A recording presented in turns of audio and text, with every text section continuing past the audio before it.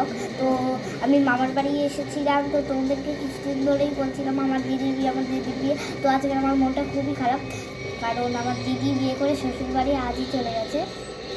তো মনটা তো খারাপই, আর ও আমাকে জড়িয়ে ধরে কেঁদেছিল, ঠিক আছে, মানে আমি কাঁদিনি। তারপরে আমি বাড়ি এসে অনেক কিছুই করেছি, তারপরে আবার স্নান করে, মানে তার আগে সুন্দরী সেজেছিলাম, তারপরে স্নান করে আবার ফ্রেশ ট্রেশ হয়ে তারপরে ওই যে এরকম পাগড়ি সেজেছি। তো এগুলোকে রিমুভ করবো কীভাবে, তো চলো আগে দেখাই। তো আগে সোনার গয়নাগুলো খুলে দিই।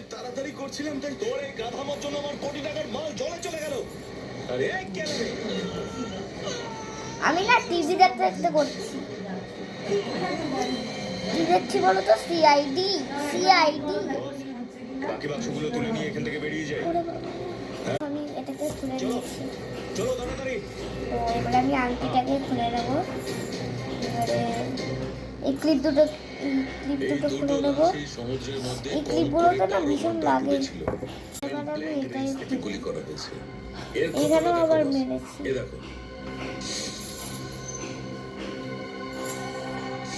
দুজনের কথাই এই কথা বলছে। হ্যাঁ, আরো একটা ব্যাপার স্যার, বেশ কিছুদিন ধরে এরা ঠিকমতো খাবার দাবারও পায়নি। এদের বডিজ দেখে লাগছে যে খুব অল্প সময়ের মধ্যেই এদের ওজন ধরে নিচ্ছি লিপস্টিক।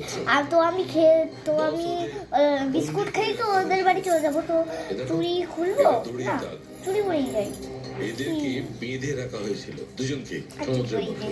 তো চলো এবার আমি দেখিয়ে দিই রান্নার মধ্যে কি কি ঢুকিয়েছি।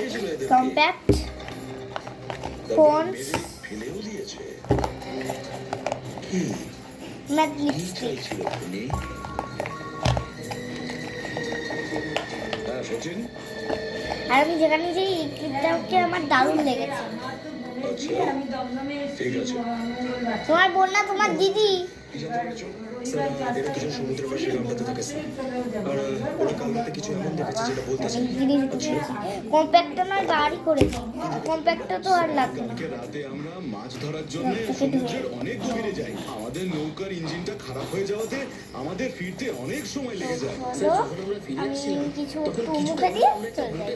তো বাই, নেক্সট ভিডিও ওখানে যদি গিয়ে তোমাদেরকে দেখাতে পারি ওই প্যান্ডালটা কেমন হয়েছে, কোন ফ্ল্যাটে আমরা শিফট করেছি, তো কেমন হয়ে গেছে, বৃষ্টির পরে কেমন ভেঙে গেছে, কেমনভাবে হয়েছে, সব দেখিয়ে দেবো। তো চলো নেক্সট ভিডিও।